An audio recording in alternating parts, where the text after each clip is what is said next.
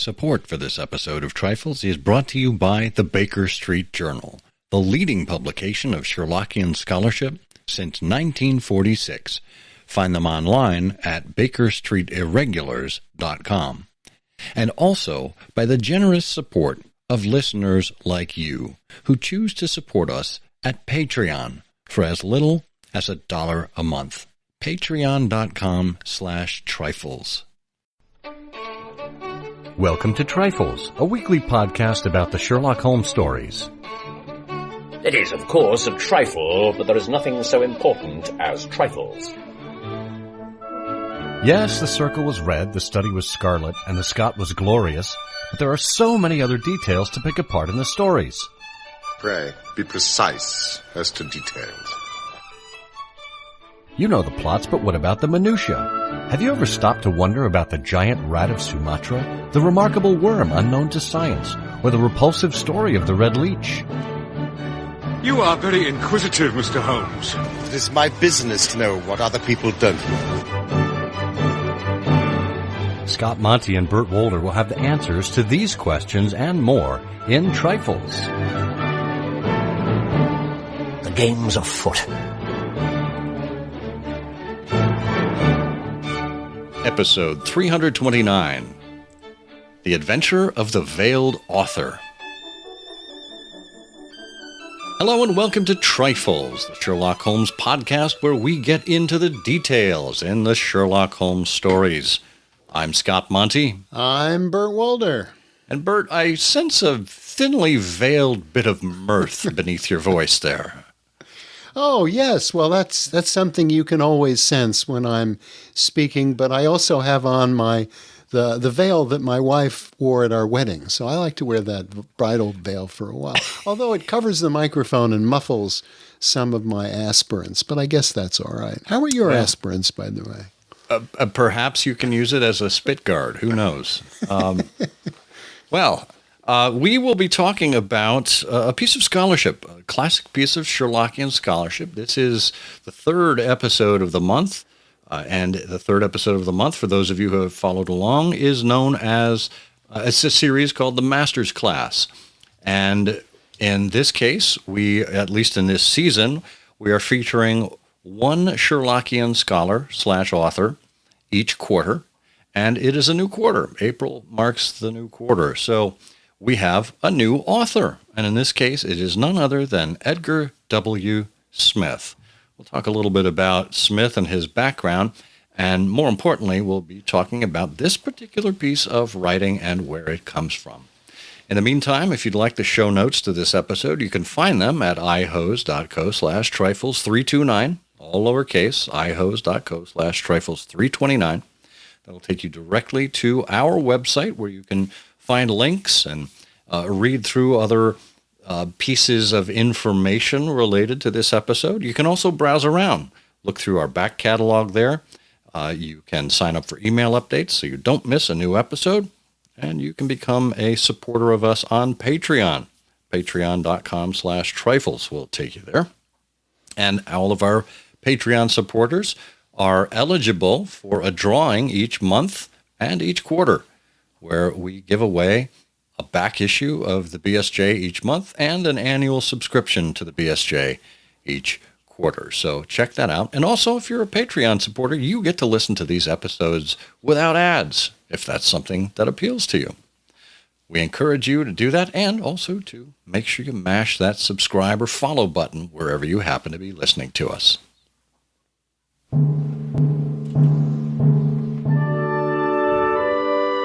Well, Bert, we have a new author this quarter, Edgar W. Smith.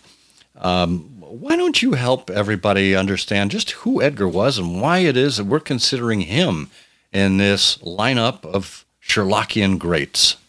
Well, he is a true Sherlockian great. And just to remind our listeners, this is the year that every 3 months we focus on, once a month, the writings of a great Sherlockian, as Scott just said.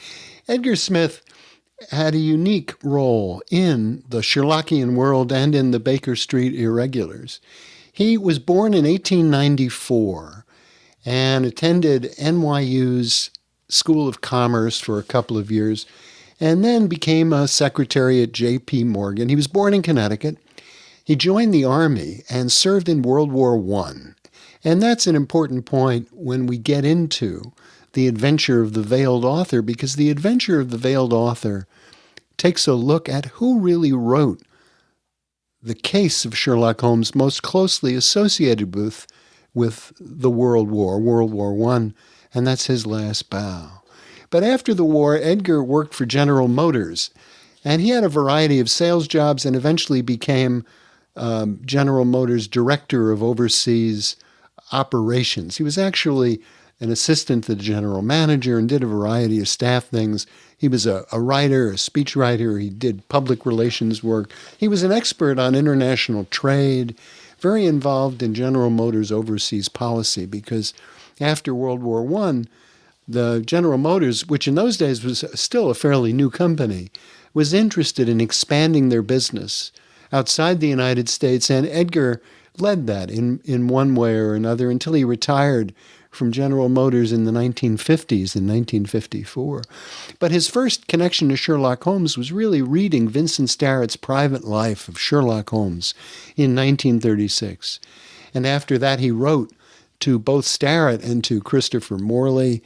And by 1939, he'd published Appointment in Baker Street, which was a guide to all the characters in the canon. And the next year, he was made Buttons cum Commissionaire of the Baker Street Irregulars. And he kept that title until he died in 1960. He was very involved in Science Society. He was a member of the Five Orange Pips in Westchester County. He was instrumental in founding the Speckled Band of Boston. And he printed and edited and wrote a raft of Sherlockian publications and founded the Baker Street Journal in 1946. And by the time Edgar died in 1960, he had edited 53 issues of the journal and 5 Christmas annuals. That is a lot. That is a lot. And he was really the perpetuator of the Baker Street Irregulars after Christopher Morley gradually, I wouldn't say lost interest, but became less connected to the daily. Morley didn't have much interest in the daily operations of an organization, and that was Edgar's strong suit. So Edgar really perpetuated and kept the Baker Street Irregulars going. It was. Just as a side note, for those of you who are interested in the world of Sherlock Holmes enthusiasts, the way we discuss these stories beyond just this podcast, you might be interested in listening to the latest episode of I Hear of Sherlock Everywhere, our companion podcast, where we talked about lots of current goings-on in various societies, with events, and with individuals. Might be a nice companion episode to this episode about Edgar Smith and his writing. But more so than being an able and skilled administrator, you already alluded to this, Bert. Edgar was an excellent, excellent writer. And it is in this capacity that we wish to meet him in this particular episode. Yes, as we do this, think about, the general theme for these master's class programs is think about the argument and think about the proofs and the point of view, and ask yourself at the end if you agree with the author or what you would do differently. And that's behind, really, these examples that we've selected. So Edgar wrote The Adventure of the Veiled Author, which appeared in Volume 1, Number 2 of the Baker Street Journal, all the way back in the 1940s and 1946. And he begins by anchoring the reader right in World War I. And as I pointed out earlier, Edgar served in World War I. He was discharged as a captain. In fact, he had a very interesting series of responsibilities in both Washington and in Paris in World War I. But in any case, he begins by saying, in August of 1917, when the cold and bitter wind from the east had been blowing on England for 3 long years, Dr. John H. Watson was just turning 65.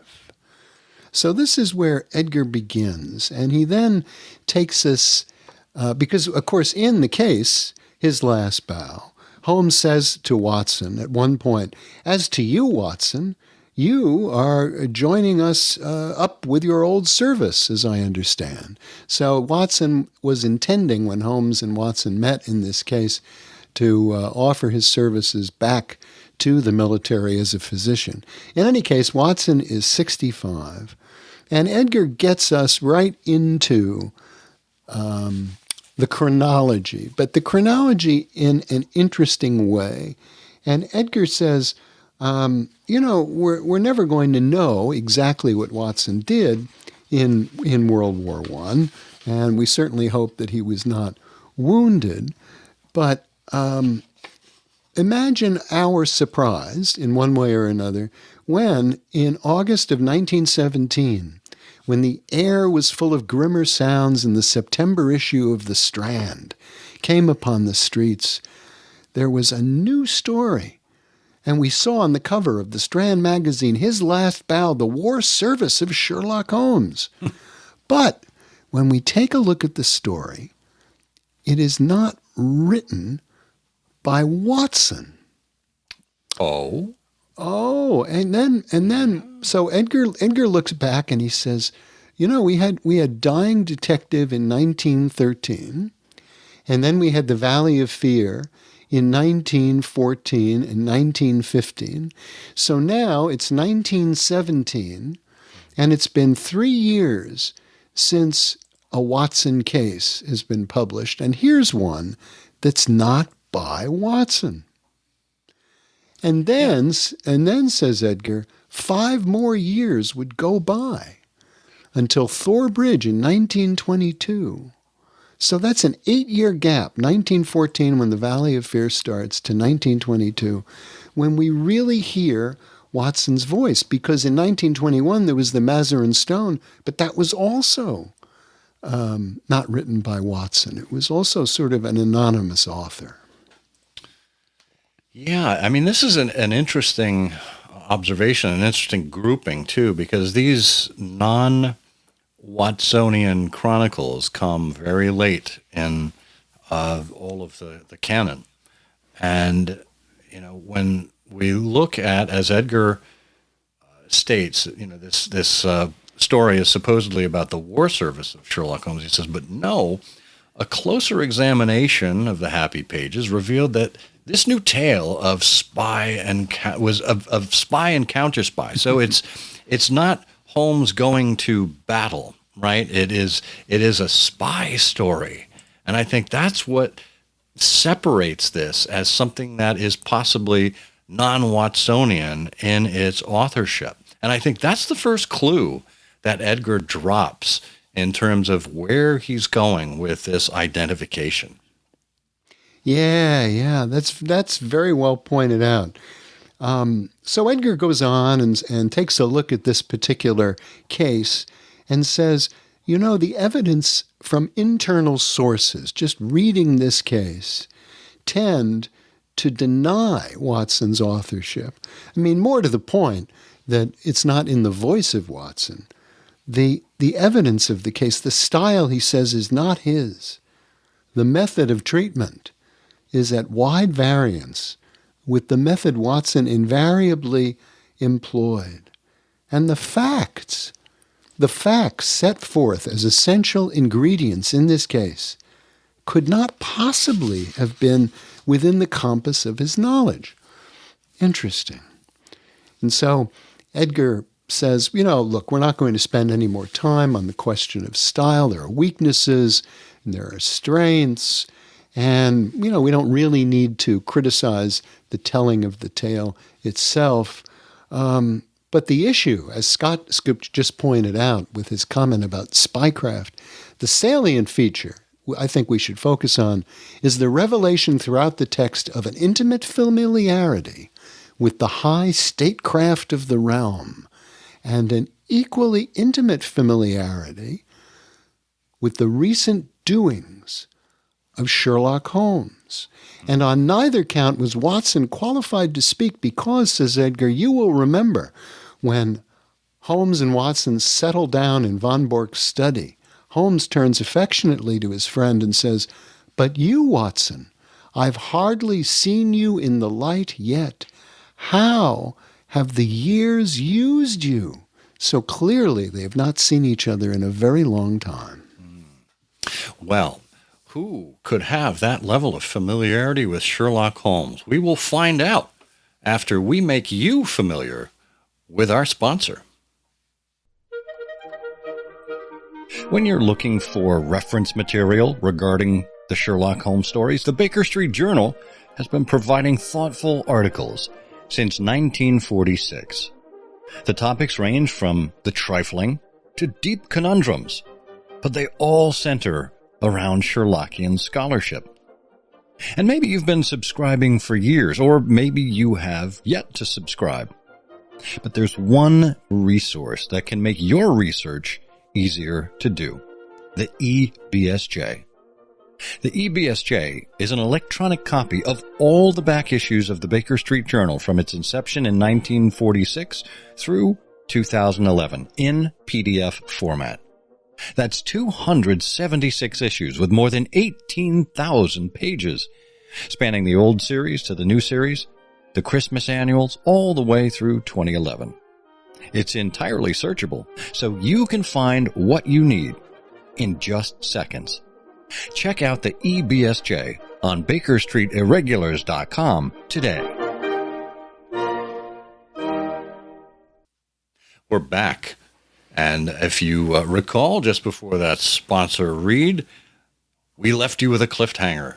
A cliffhanger where we wondered who might have that level of familiarity with Sherlock Holmes. And those of you who are devotees of the Sherlock Holmes stories, you may have already guessed who it might be. But let's turn back to Edgar as he brings us through this process.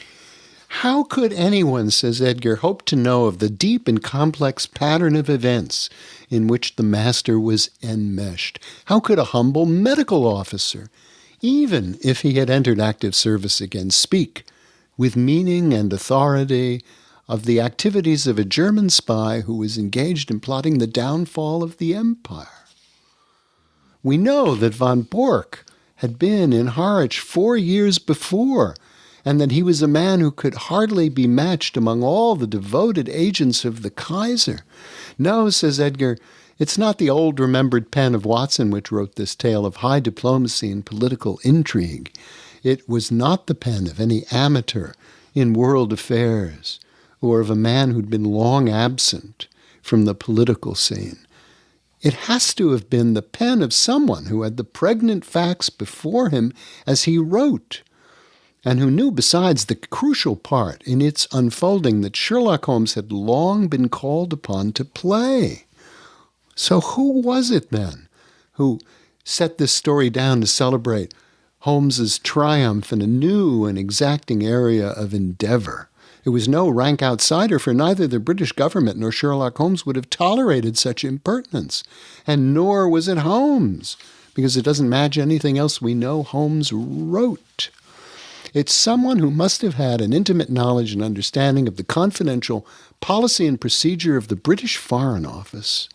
The first of these specifications calls for someone who is very close to Holmes in mind and spirit and body. And the second calls for someone who had associations with the British government, someone who was a part of the British government. Well, I see where we're going here. And he says, we may well ask ourselves, in seeking to determine the authorship of this tale, what specifications can be set down as tending to establish the identification? Well, much has already been suggested that seems significant. The author must have known in fine detail, as we've seen, the part that Sherlock Holmes had played for 2 long years in preparing himself for the masterful blow he struck. Remember, Holmes had gone over to America, had joined a secret society in Buffalo, was incognito for that long time before coming back to England.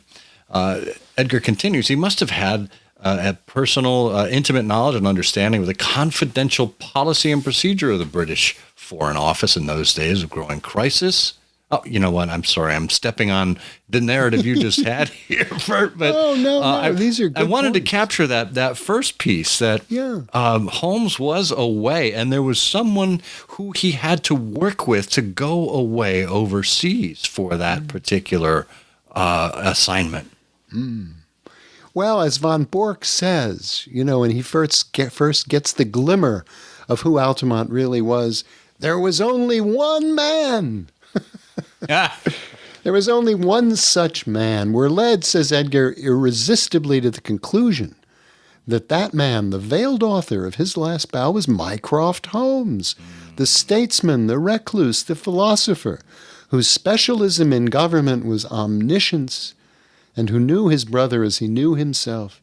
It was Mycroft who for years had drawn together the threads of diplomacy and power politics which were spun by his better-known associates at Whitehall.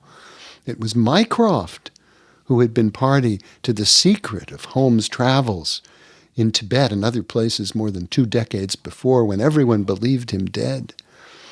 Now we're in the home stretch, and Edgar says there are many incidental arguments that suggest themselves in support of the attribution to Mycroft Holmes as the author. He was a genius. Only a genius would have taken what is otherwise a lucid and moving recital, and with some inexcusable omissions and confusions, and created such a work as this. There's the reference to Martha. Was she or was she not Mrs. Hudson, as most of us have supposed? Watson would have told us, but Mycroft, from the rarer heights of his intellect, left the question in the air. And that's particularly nice. Edgar is pointing to the fact that Martha's unidentified and uses that as an evidence of Mycroft's discretion, which I think is very clever. And then, there are all these little details, the labels on the pigeonholes in von Bork's safe. And then, there's the final rendition of the American slang which Altamont allegedly spoke.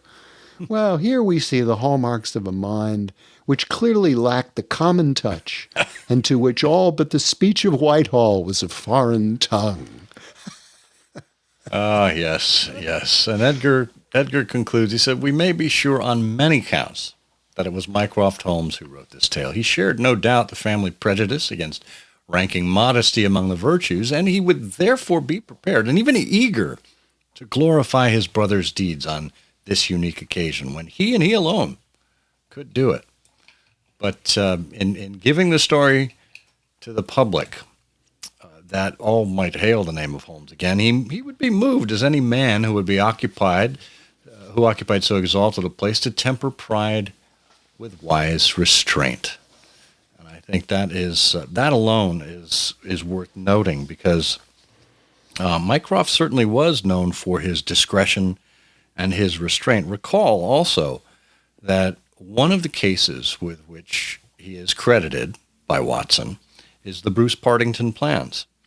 And this was a case of stolen documents, and he had to be very careful about it. And guess what?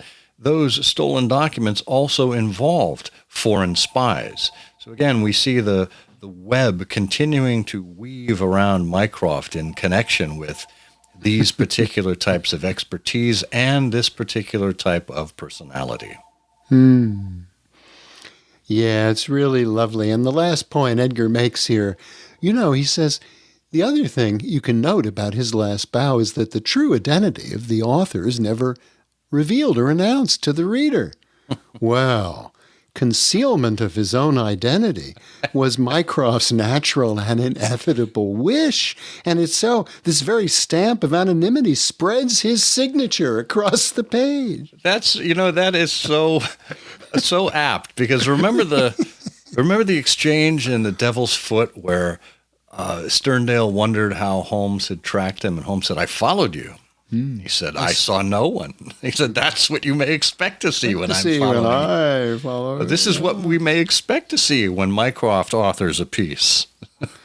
Yes, a mental giant with unparalleled powers of observation and an unlimited capacity for storing facts. a man whose word again and again had decided the national policy, was author, we may believe, of this last bow of Sherlock Holmes. Well, that is, as the theme of these episodes suggests, simply a masterful piece.